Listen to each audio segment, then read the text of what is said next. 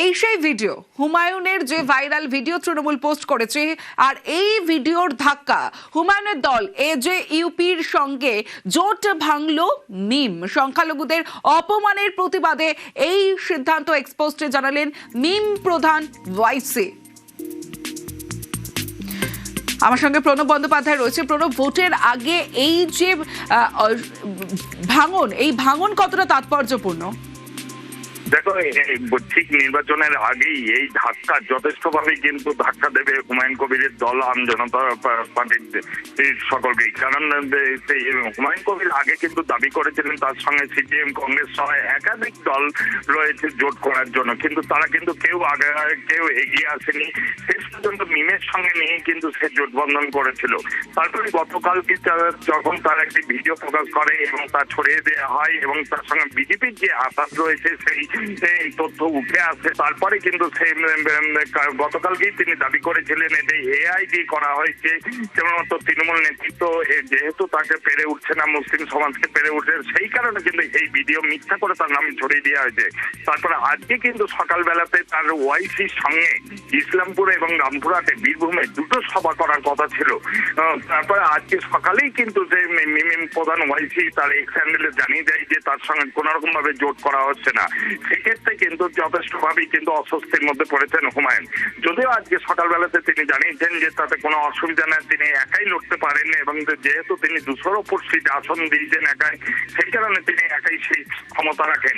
তবে রাজনৈতিক মহলে মনে করছে একটা বড় ধাক্কা, কারণ মুসলিম সমাজের ক্ষেত্রে যে মিমের কোনো অস্তিত্ব পশ্চিম বাংলায় আমি ব্যবহার করিনি। ওনারা যখন সিদ্ধান্ত নিয়েছে, আমি আজকে থেকে মিমকে নিয়ে কোনো কথা বলবো না, কোনো ক্ষতির আমি মানি না। কারণ আমি কারোর উপরে নির্ভর করে আমার রাজনৈতিক দল আমি ওপেন করিনি।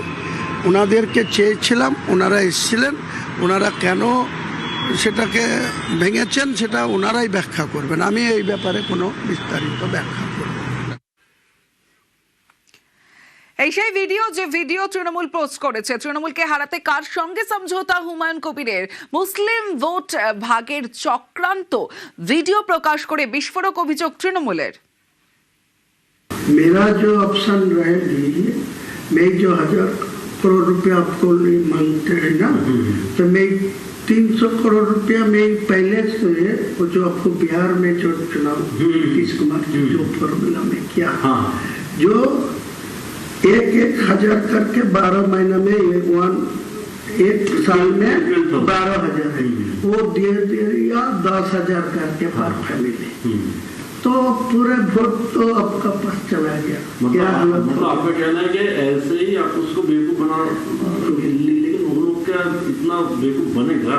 जरूर बनेगा। 1,000 रुपया आप देगी तो आपको पूरा फायदा मिलेगा। मेरा ये भी आपको एग्रीमेंट करके देंगे, जो मेरा सीट तो 70-80 होगी, आपको 100 से 120 तक पहुंच जाएगी, तो ममता बनर्जी वो 100 से नीचे रहेगी।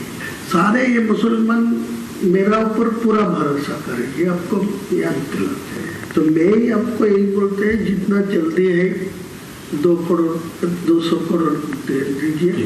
मेरे को साथ दिल्ली हो कोई ऐसा कॉन्फिडेंशियली कोई कलंदर अधिकारी को साथ में टाइम से बात हो रहा है, आपको जहाँ बैठ के जितना नेता को सब बैठे, लेकिन ये कॉन्फिडेंशियल इलेक्शन का टाइम था, ये किसी को खुलना नहीं चाहिए। पता नहीं होना चाहिए कि आपके साथ बीजेपी का समझौता है। ये होने का तो मेरा रिजल्ट खराब, ये होने से तो आपके पास से मुस्लिम लोग निकल जाएगा। वो बोलेगा कि इनको पर्सनल इंटरेस्ट में ये सब किया। मेरा को साथ आपका एग्रीमेंट होगा, साइन होगा, मैं इलेक्शन का बाद आपका चीफ मिनिस्टर होगा, जिसको भी आप निर्णय लेंगे मैं खुलना सपोर्ट देंगे, कोई दिक्कत नहीं। मैं ओपन बोल रहा हूँ, जो ममता भाजपा कोई चीफ मिनिस्टर होगा, मेरा कोई दिक्कत नहीं है, कोई प्रॉब्लम नहीं। तो आप ही आपको वोट तक यहाँ पर आपको अंदर से आपको सुरेंद्र अधिकारी के साथ रिलेशन रखना है, लेकिन ओपन में आपको उसको गाली भी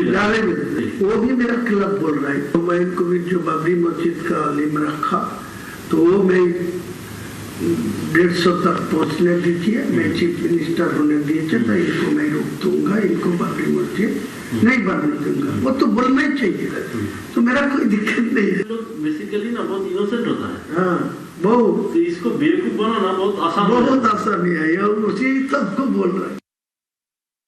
একটা মসজিদের নামে সে যে ভাবাবেগ তার সওদা করছে এবং 1000 কোটি টাকা চাইছে, 300 কোটি টাকা অ্যাডভান্স চাইছে। কেন? তার কারণ আমরা যারা মুসলমান সমাজের মানুষ, আমরা কি গরু ছাগল? আমরা কি বুদ্ধিহীন? আমরা কি এতই ধারাবাহিক যে এই রকম মানুষ আমাদের ধর্মীয় আবেগকে বিক্রি করে দেবে আর আমরা সেটাকে হজম করব? দেখার পরে বিজেপির হাতে মুসলমানের সম্মান বিক্রি করে দেওয়ার ষড়যন্ত্র করছে। আমি নিজে মুসলমান হয়ে সব ধর্মকে সম্মান করি এবং বলি সব ধর্মকে সম্মান করি, তাই নিজের ধর্মকে মানি এবং এই ধর্মকে বিক্রি যারা করবে তাদের ছাড়বো না। এই যে ভিডিও, এই ভিডিও এআই ভিডিও দাবি করেছেন হুমায়ুন কবির। প্রমাণ করুক না।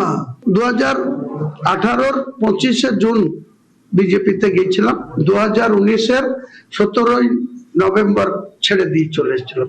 ওই টাইমের বাদ দিয়ে যদি কোনো ছবি বিজেপির কোনো নেতার সঙ্গে দেখাতে পারে, এটা পুরো প্ল্যান করে হুমায়ুন কবিরকে ভয় পেয়েছে। এখন আর সোজা পথে মোকাবেলা করতে পারছে না, এআই করে ভিডিও বানিয়ে হুমায়ুন কবিরকে মেলাইন করার চেষ্টা করছে। মানহানি মামলা করব এবং তাদের বিরুদ্ধে এই মিথ্যাচার করার জন্য আরো মুসলিম ভাইদের কাছে যতটা আপিল করার দরকার, যতটা অনুরোধ করার দরকার করব।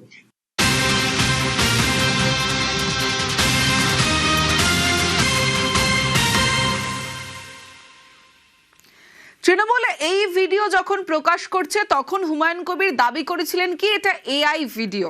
ভাইরাল ভিডিও সামনে আসতে একের পর এক তথ্য, কারণ পরপর তথ্য খাড়া হুমায়ুন কবির। এআই ভিডিও তথ্যের পর এবার তারিখ নিয়ে প্রশ্ন হুমায়ুনের। 19 ডিসেম্বরের ভিডিও হলে আগে কেন প্রকাশ নয়? একাধিক প্রশ্ন উঠে আসছে।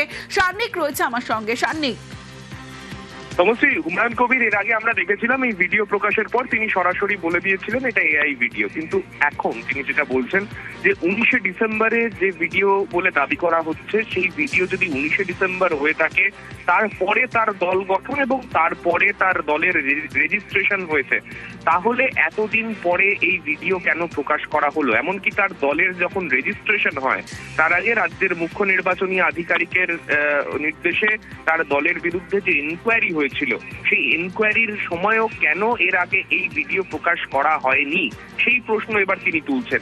যদিও এই ভিডিও আদতে সত্যি কিনা, যে কথা তিনি বলেছিলেন পুরনো হলেও সেই কথা তিনি বলেছিলেন কিনা সেই প্রশ্নের উত্তরে তিনি কিন্তু বলছেন যে এই বিষয় নিয়ে তার ভাবনা চিন্তার এখন সময় নেই, তিনি এই নিয়ে কোনো উত্তর দিতে চান না। তবে অবশ্যই একদিকে যখন তার এই ভিডিও প্রকাশ হয়েছে তারপরে তার জোটসঙ্গী মিমের তরফে যেভাবে তাদের সঙ্গ ছাড়া হয়েছে তাতে কিছুটা হলেও দল অস্বস্তিতে, কিন্তু সেই বিষয় নিয়েও তিনি বলছেন যে এটা আদতে কিন্তু তার দলের কোনো ক্ষতি হবে না, তার দল একা চলতে পারে সেই নীতি নিয়েই তিনি তার দল বানিয়েছিলেন, তেমনটাই কিন্তু তিনি দাবি করছেন সংবাদ মাধ্যমের সামনে। বেশ, যে ভিডিও কাল প্রকাশ করেছে সেটা কত তারিখের ভিডিও? 19 ডিসেম্বরের ভিডিও সম্ভবত। আমি দল খুলেছি 22 ডিসেম্বর, দলের রেজিস্ট্রেশন 31 ডিসেম্বর 2025, দলের সিম্বল কবে অ্যালট হয়েছে? 24 মার্চ 2026। 30 তারিখ থেকে মনোনয়ন হয়েছে। 31 তারিখে যখন ইলেকশন কমিশনে আমার দল রেজিস্ট্রেশন হলো, রাজ্যের চিফ ইলেকশন অফিসারের মাধ্যমে আমার দলের ভেরিফিকেশন হয়েছিল, একবার ছাড়া দুবার। তাহলে আমার বিরুদ্ধে তো তখনই প্রকাশ করে এসব নিয়ে। এই চ্যানেলটা 8 তারিখে খুলেছে আর এই একটাই ভিডিও পোস্ট হয়েছে, তাহলে কেউ জানলো না, শুধু এই জানলো।